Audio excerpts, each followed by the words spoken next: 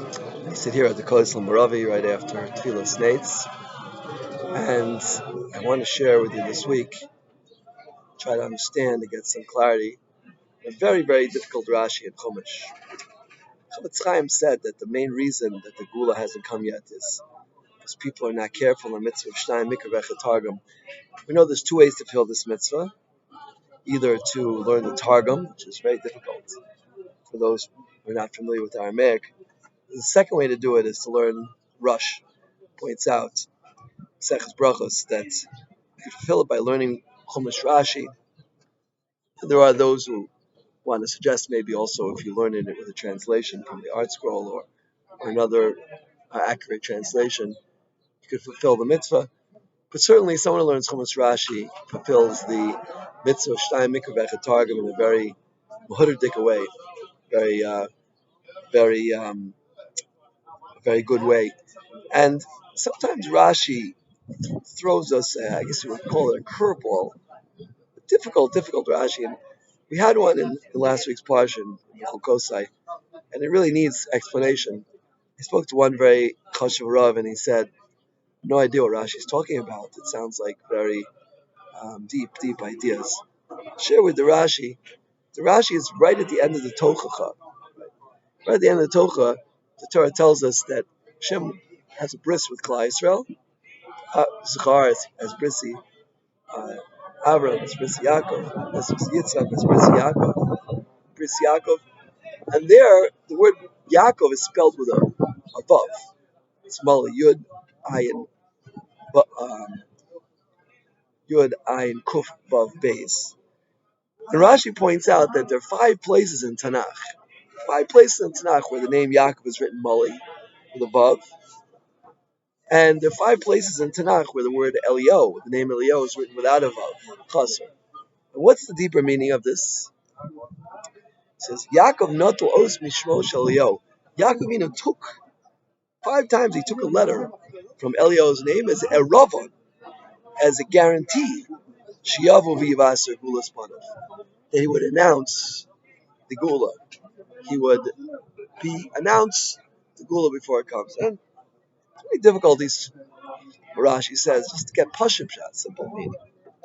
Because Elio Navi, that's his job, to announce the gula. Why shouldn't he do that? And for that matter, how does taking the letter Vav from his name and putting it into Yaakov Avinu's name, how can that possibly help to ensure that the gula will definitely transpire? What's the deeper meaning behind taking the letter Vav 5 times from Elio Hanavi's name and putting it into Yaakov Avinu's name?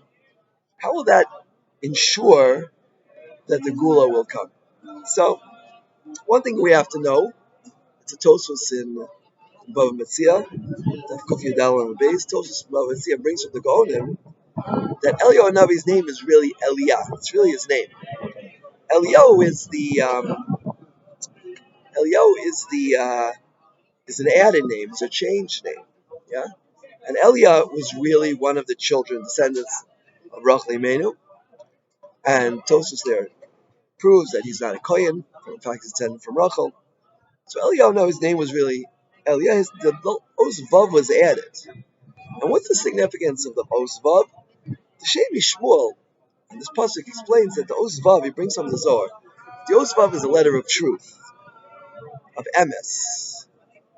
The Zohar is in Chelik Gimel, Beis and Aleph, that the Os Vav, the wording of the Zohar is Nesatim Os Emes the Os Vav. Os Vav is a letter of truth, to ensure truth. And we know that Yaakov Avinu was the quintessential man of truth. Titain Emes Yaakov. Yet, even though he lived such a life of truth, yet at the same time, he didn't hesitate to deviate from the truth. When it came to Rivka told him to take the brachas, he had to say, Anochi Yesa Bechrecha, because there's a halacha, mutal shanus, b'pnei hashalom. It's permitted at times, very, very limited times, but at times, to change the truth for the sake of peace. And some say even mitzvah. I think the Rif says there, mitzvah l'shanos b'nei Yisrael. It's a mitzvah to change for the sake of truth.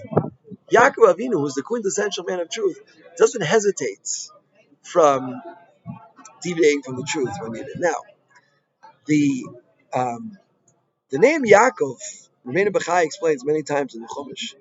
The name Yaakov was changed to Israel, but the name Yaakov still stays Yaakov. Sometimes the Torah uses Yaakov and sometimes Israel. Rabbeinu Bachai says that even on this pasuk, he says the name Yaakov is used to designate Klal Yisrael when they're down. When Klal Yisrael is b'shrara, he calls it, when they're sar, when they're princely, when they're elevated, they're called Yisrael. And when they're low and when they are down, they're called Yaakov. They're referred to as Yaakov. Yaakov Avinu is the madrega the Klal Yisrael will be at the time of the Gula. The Klal Yisrael will be in a state of Yaakov. We know from the Mishnah at the end of Sota, the Mishnah at the end of Sota teaches us that at the end of days, before the Gula, the whole world, and even Klal Yisrael, will sink to a very, very low level. Ad k'dei kach ha'emes naderes. Emes naderes. The Mishnah tells us terrible things that will take place. There will be tremendous audacity. Chutzpah yazge, right?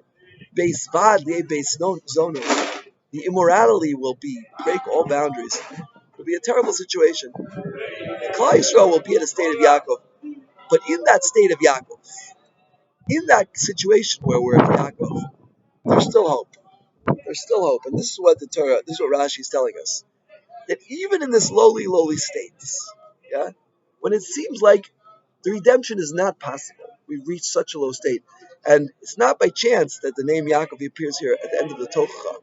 When we reach such a lowly state and we see the fulfillment, Rahman al-Itzlan, this terrible Tochacha taking place. Yet, Yaakov Avinu has an Iravan of truth. Yeah.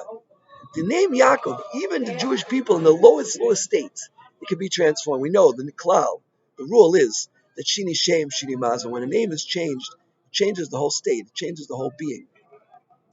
The Jewish people, even when they're Yaakov, even when they're in their lowest state of Yaakov, they can be elevated. Yeah, and their name can be changed, and they can be deserving. They can receive the Gula, they can receive the redemption, even in this very, very lowly state. Right? And this is the idea. This is the idea that Rashi is coming to express to us. That even when the Jewish people, at the end of days, which we're at now, when we're at Yaakov, we're at our lowest states. We're very far from being Israel. Yaakov Avinu has a guarantee from Eliyahu that you must come. You must come. Even though the Vav is a letter of truth, and if there was another quintessential man of truth, it was Eliyahu Hanavi. He got the letter Vav added to his name. But sometimes you have to take the Vav away. Take it away and give it to Yaakov and elevate Yaakov. Even Klal Yisrael in a state where they're at the lowest states, when they're state of Yaakov, to add the name of Vav to the name of Yaakov and turn Yisrael into a state where we can be nigal, we can be redeemed even in our lowest state. So let's all daven with all our hearts and cry to Hashem. As Rav Moshe Sternbach told me recently, if you want answered, and Rav Tzvika Shalevsky, if you want your prayers answered, it has to be tchina, not tefillah. You have to cry to Hashem. Let's all cry to Hashem that the redemption come very quickly.